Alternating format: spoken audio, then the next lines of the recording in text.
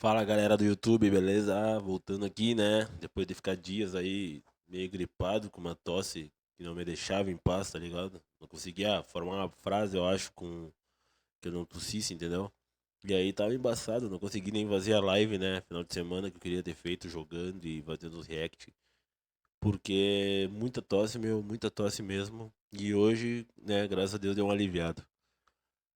Que ia falar. Lembrando aí sempre, né, meu? Manda pro amigo o vídeo aí, manda ele se inscrever no canal pra dar uma moral. E deixa o likezinho, porque isso aí ajuda bastante, tá ligado, mano? Dá uma moral pro cara continuar fazendo o trampo. O que eu ia falar? Agora, final de semana, sexta, sábado e domingo, vai ter um festival de fatias de bolo aqui do Real Café. Então fica ligado lá no Instagram que a gente vai estar postando. A gente já tá postando toda semana, né? Mas sexta, sábado e domingo, galera. Vai ser 12 sabores de bolo diferentes. Então não vai correr o risco aí de ficar sem, tá ligado? Porque aí sai muito rápido os bagulho. Que ia falar. O YouTube não é pago, vai ter propaganda. Mas o que vamos fazer, né? Vou ter que pagar esse YouTube aí depois. Bora lá então, né? Tô devendo pra vocês aí já vídeo, né? Agora essa semana vamos meter ele vídeo até vocês enjoarem de mim, beleza? Bora lá então. Lembrando, ó, o vídeo que eu escolhi foi lá do Arquivo Obscuro, né? Que é o canal que eu mais gosto de fazer os react. E eu selecionei o vídeo Imagens Perturbadoras de Momentos Desastrosos, beleza? Número 4. Como eu não vi os outros, então pra mim esse vai ser o primeiro.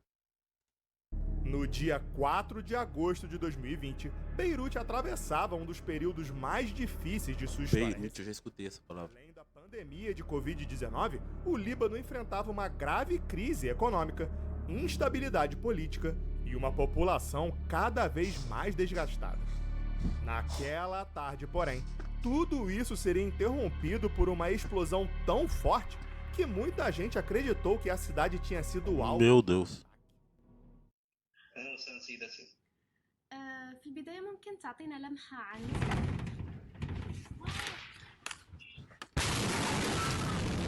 Caralho, velho. Pô, aquilo ali é sangue, meu. Capaz. Pô.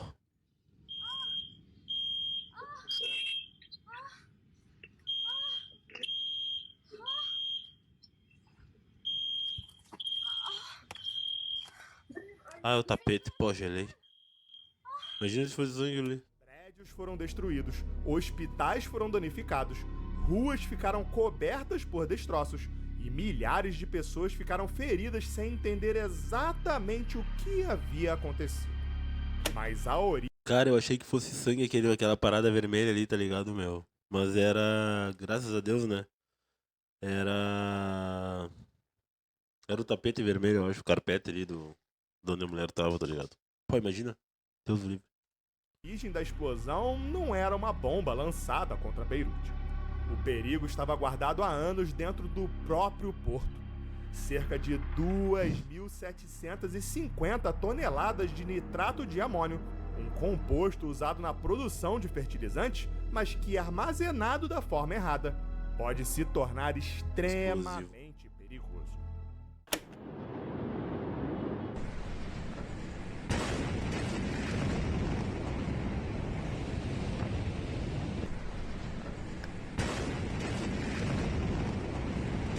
O problema é que as pessoas já acham que é terrorismo, né? Porque depois do 11 de setembro, aquele tudo virou terrorismo, né, meu? Claro que teve outros atentados depois daquele, mas aquele que ficou marcado, né? Como, acho que o principal ataque terrorista. Então agora qualquer explosão que tem é terrorismo, tá ligado?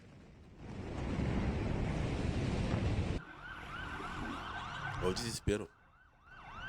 Já começa o caos, né? Na cidade.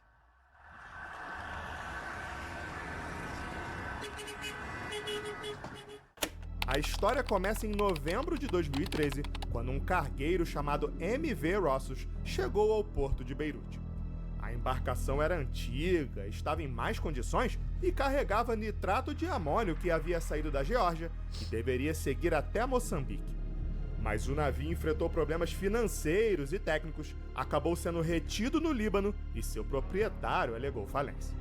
Com o tempo, a tripulação deixou a embarcação, o navio foi abandonado e a carga ficou para trás. Em 2014, todo aquele nitrato de amônio foi retirado do navio e levado para um depósito dentro do porto, conhecido como Hangar 12.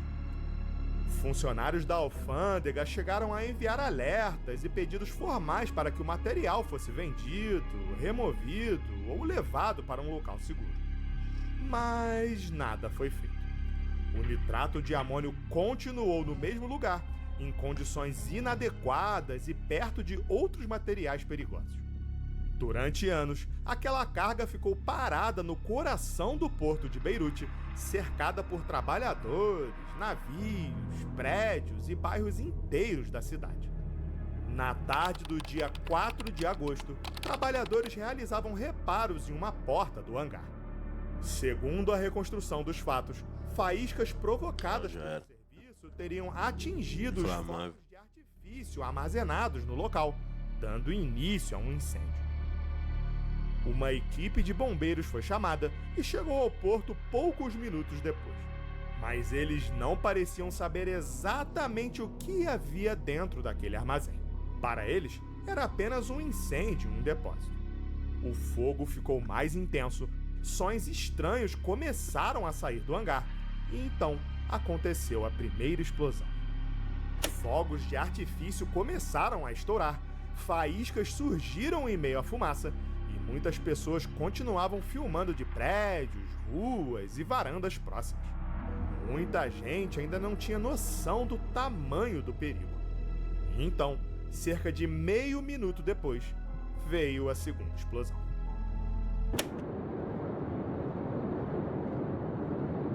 Olha lá.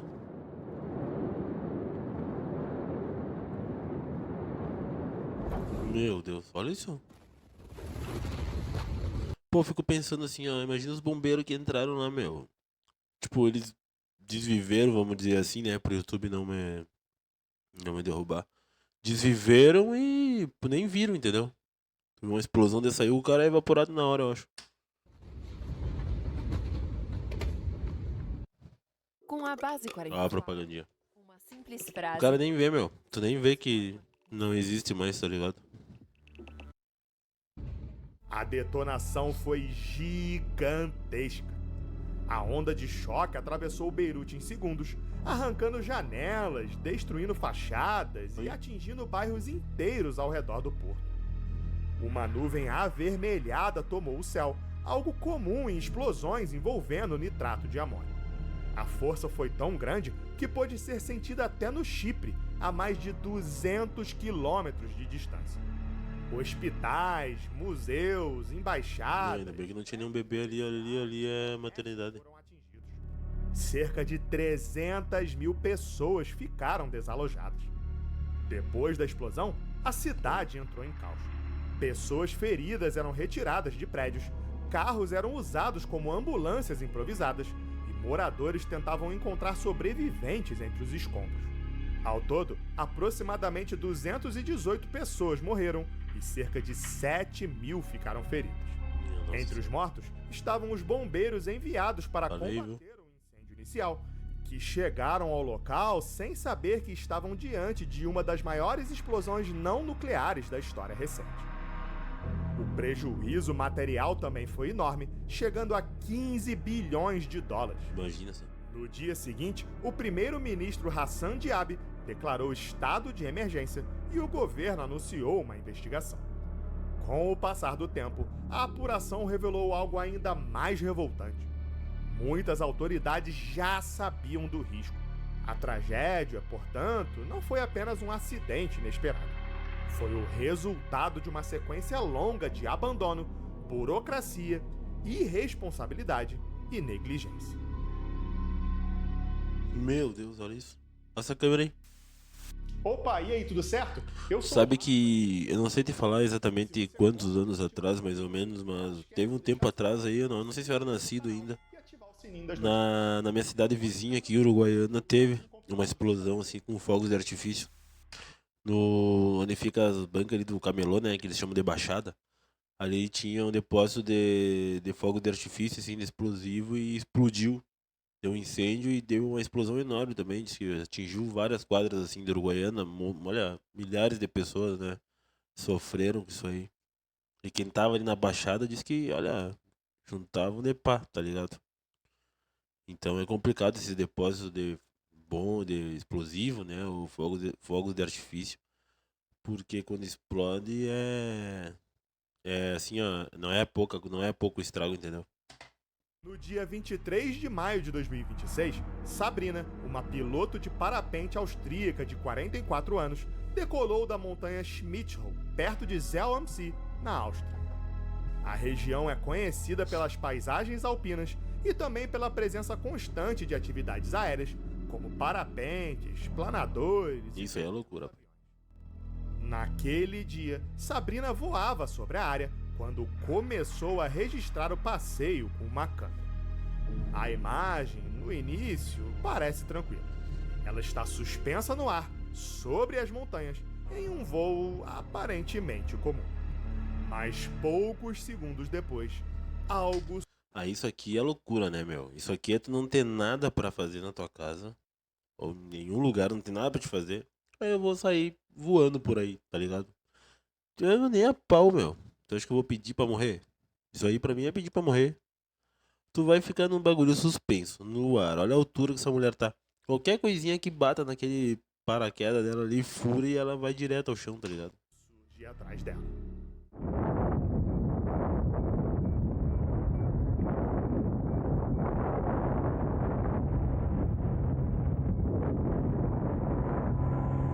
Óbvio. E aí? Sabrina Falei. parece ter muito tempo para reagir. Em questão de instantes, o avião passa direto pela estrutura do parapente. A hélice atinge o equipamento e rasga a vela, destruindo parte do que mantinha Sabrina no ar.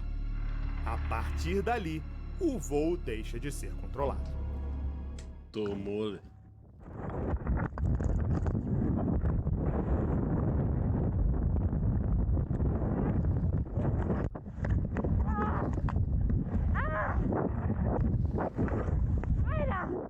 Depois do impacto, Sabrina começa a girar violentamente no ar. O parapente já não funciona como deveria e ela passa a perder altitude rapidamente, cercada Abriu o pelos paraquedas. pedaços do equipamento que acabaram de ser destruídos.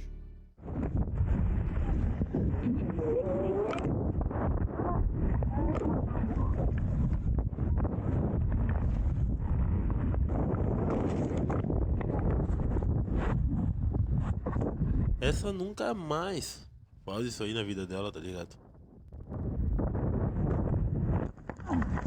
Essa mina aí nasceu de novo, meu.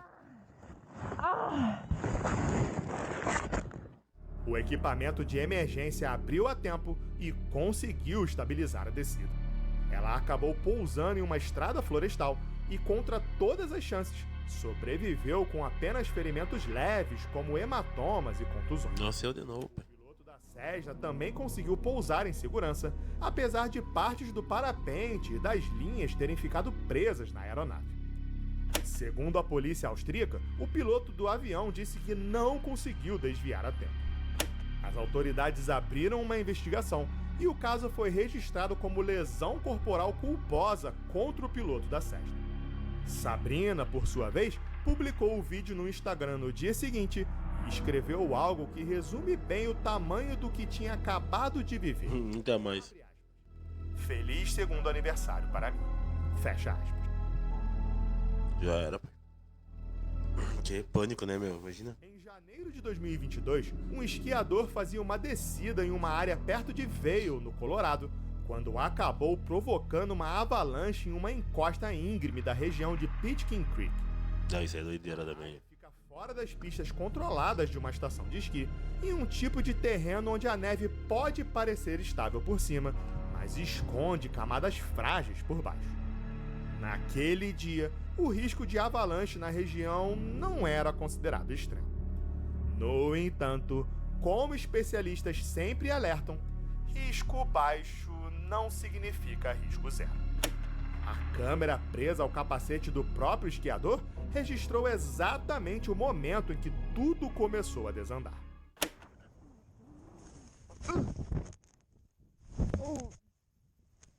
Já era, pai.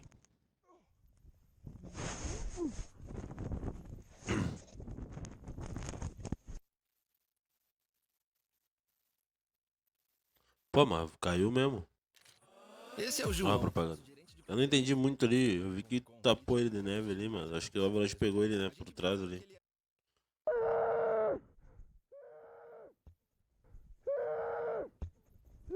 Olha ele de neve, meu. No começo, parece apenas uma descida comum em neve profunda. O esquiador avança pela encosta, faz algumas curvas e segue montanha abaixo. Poucos segundos depois, a neve ao redor começa a se romper. Uma placa se solta da montanha e a descida controlada se transforma em uma avalanche. A partir daí, ele perde completamente o controle. A neve o arrasta encosta abaixo e a câmera mostra uma sequência caótica de céu, árvores, neve e impacto. Em situações Pera aí que a minha luz deu PT aqui, eu acho, gurizada.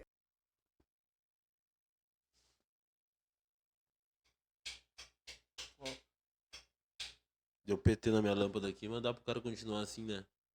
Ficou legal. Ficou legal.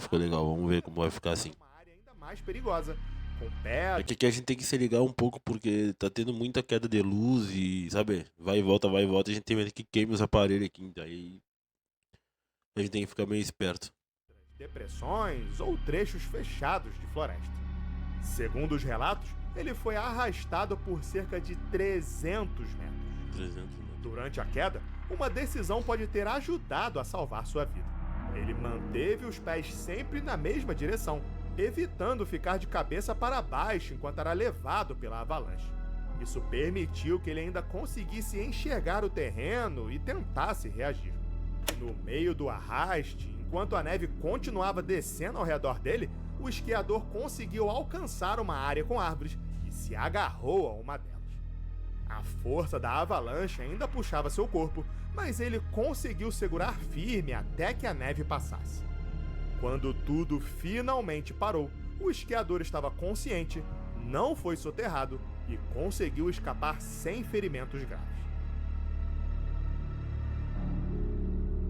Ele apertou, hein? Em 2 de novembro de 2013, 2 aviões pequenos decolavam de um aeródromo perto de Superior, no Pai, isso aí é loucura, pai. carregando paraquedistas para um salto em grupo. Os dois aviões, um Cessna 182 e um Cessna 185, subiram em formação, um atrás e ligeiramente acima do outro, como é comum nesse tipo de operação. Naquele dia, os pilotos haviam combinado a posição do voo antes da decolagem. No entanto, como uma investigação revelaria depois, cada um deles entendia a distância de segurança de um jeito diferente. Um detalhe que naquele momento não parecia tão importante assim. Cara, isso aí pra mim se resume assim, ó. É tu botar uma mochila nas costas, subir na porra de um avião e ir lá em cima ver se a mochila vai ou não vai funcionar, entendeu? Se o paraquedas vai ou não vai funcionar. É muita doideira, velho. No começo, é só a subida de sempre. O cara é tão azarado que é capaz de morrer no primeiro dia. De lado a lado, os paraquedistas conversam, se ajeitam e esperam o sinal para se aproximar da porta. Perto dos 12.000 pés, cerca de 3.600 metros, o avião de trás está mais alto do que deveria e, num instante seguinte, desce sobre o avião da frente. Imagina ali.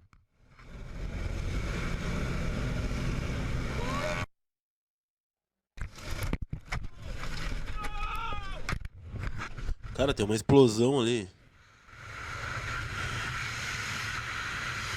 Tá todo mundo de paraquedas mesmo, só pular.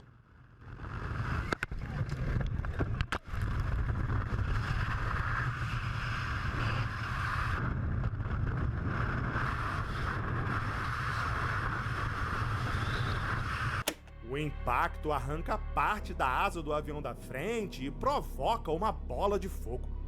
De dentro das duas aeronaves, a câmera mostra metal se rasgando, fumaça e o avião perdendo o controle a milhares de metros de altura. Nesse tipo de acidente, o maior risco não é só o impacto. É ficar preso numa aeronave danificada, em queda, sem conseguir saltar a tempo. Tudo aí é perigoso. Pessoas ao total entre os dois aviões. No avião da frente, já seriamente avariado, 4 paraquedistas reagiram na hora e pularam, mesmo sem saber a extensão do estrago.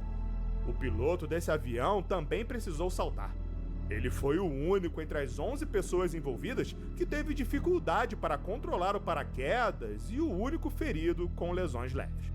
No avião de Ainda trás, bem. o impacto atordoou 3 dos 5 paraquedistas a bordo, que acabaram permanecendo na aeronave até o pouso. Os outros 2, que não se machucaram, pularam e abriram os paraquedas normalmente. Mas que é pânico, né, meu? Imagina. Imagina o cara que tava embaixo quando viu. Tomou, né? Tem dias Propaganda. em que você Imagina o cara que tá no avião de baixo ali, meu. Quando tu vê, o cara te encosta ali, tá ligado? Te arranca uma asa ainda. Olha isso. Aí tem que tomar cuidado ainda pra ver se não vai ser atingido por um pedaço, né? Do avião. O mais surpreendente veio depois. Apesar dos danos, o piloto do avião de trás manteve o controle e conseguiu pousar a aeronave em segurança, ainda com parte dos destroços presos à estrutura. Uma investigação posterior apontou falhas de treinamento. A empresa responsável pelos saltos nunca havia preparado os pilotos especificamente para operações em grupo e, por isso, cada um seguia uma noção diferente do que era distância segura. Na manhã de 10 de junho de 1990, um voo da British Airways decolou de Birmingham, na Inglaterra, com destino a Málaga, Peaky na Espanha. Blinder, né? Era um trajeto comum, em uma aeronave usada em rotas curtas pela Europa. O céu estava limpo, a subida acontecia normalmente e nada indicava que aquele voo se tornaria um dos incidentes mais assustadores da aviação comercial. No comando estava Tim Lancaster, um piloto experiente com mais de 11 mil horas de voo. Ao lado dele, o copiloto Alistair Atkinson acompanhava a subida da aeronave. Pouco antes da viagem, o para-brisa do lado do comandante havia sido trocado durante uma manutenção noturna. O serviço foi aprovado, o avião foi liberado e a tripulação não tinha nenhum motivo. Certamente se abriu aquele. Se soltou aquele vidro ali. Por volta das 7h33 da manhã, quando o avião passava dos 6 quilômetros de altitude, um estrondo tomou conta da cabine. Sem qualquer aviso, o para-brisa em frente ao comandante se soltou da aeronave. A descompressão foi imediata. O ar começou a escapar com tanta força que Tim foi arrancado do assento e puxado para fora do avião. A parte superior do corpo dele ficou exposta do lado de fora, enquanto as pernas permaneceram presas dentro da cabine de comando. Naquele exato momento, o comissário Nigel Ogden tinha acabado de entrar na cabine. Ao perceber o que estava acontecendo, ele reagiu imediatamente e agarrou o comandante pela cintura, tentando impedir que ele fosse levado pelo vento. Caralho. Dentro da cabine, o caos estava instaurado. A porta foi arrancada, objetos começaram a voar, o barulho era ensurdecedor e o avião perdeu estabilidade. Só pode. Enquanto Nigel segurava o comandante com toda a força que tinha, o copiloto ficou sozinho no controle da aeronave. Ele precisava estabilizar o avião, iniciar uma descida de emergência e tentar pousar. Tudo isso com a cabine aberta e o comandante preso do lado de fora. Que missão, hein? A nave descia rapidamente. Do lado de fora, a temperatura era abaixo de zero e o vento atingia o comandante a centenas de quilômetros por hora. Naquele momento, a tripulação acreditou que Tim já estivesse morto. Mesmo assim, ninguém o soltou. Depois de quase 20 minutos de tensão, o copiloto conseguiu levar. Imagina que doideira, o cara tá aterrissando o avião assim, né? Na emergência. Aí o cara tá aterrissando assim o avião. Aí o cara tá lá na torre olhando o avião vindo assim com o piloto do lado de fora da janela. Imagina que doideira tu ver essa cena, meu. Para o avião até o aeroporto de Southampton e pousar em segurança. Quando as equipes de emergência chegaram, Tim ainda estava na mesma posição, parcialmente fora da aeronave, segurado pela tripulação.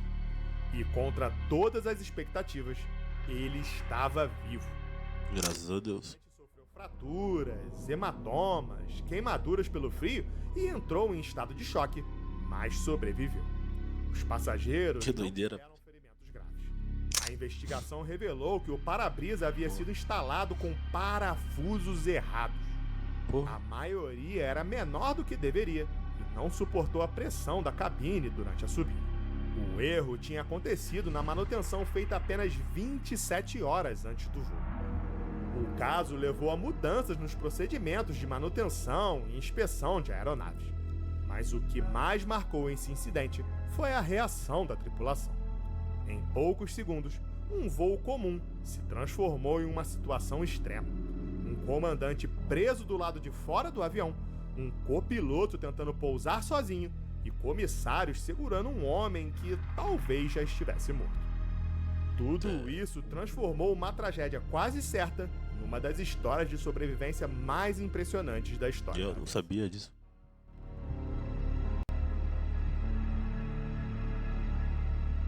Galera, acho que esse aí foi o vídeo, né?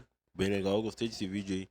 Com situações, né, de pânico, né, meu? Aquele da mulher ali do...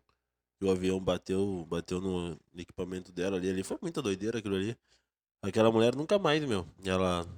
Ela faz aquele esporte ali, digamos assim, de novo. E eu acho que isso aí. Muita doideira tu pular de um avião também, de paraquedas. Mas eu acho que isso aí, né? É isso aí. Conto com vocês, então.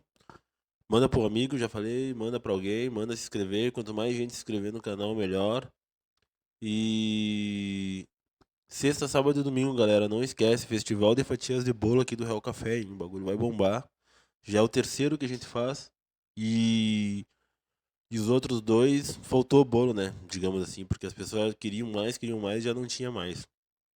Então, se inscreve no canal do Rafael Mocelin aqui também, né? Antes que eu me esqueça, tá aqui o Instagram dele, Rafael Mocelin. Se tu quiser assistir esse vídeo sem os meus comentários, fica à vontade. E sexta, sábado e domingo, Festival de Fatia. Se inscreve no canal e tamo junto, beleza? Fique com Deus, abraço.